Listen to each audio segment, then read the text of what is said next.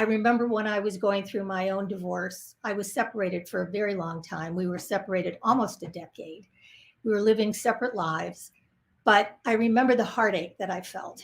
And sometimes I walked in the world wishing that I had a D in the middle of my forehead, so people would know that I was going through a divorce and would treat me more kindly. So any way along the path, contemplating a divorce, a separation, going through it, past it, you're left with wounds. And those wounds go deep.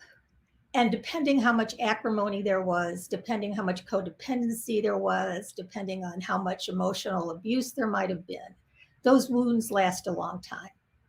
And I want to be here to help you heal. And I want to help you, if you're professional, to help your clients heal. Should I stay? Should I go? Do I love them? Can I help change the situation?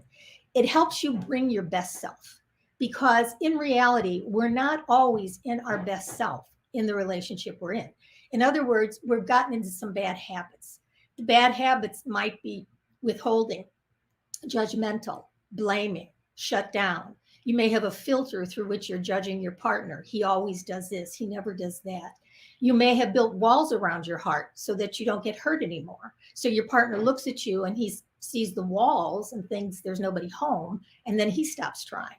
So showing up as your best self and understanding what self is part of what I'm going to talk about. To also help you create a compassionate relationship.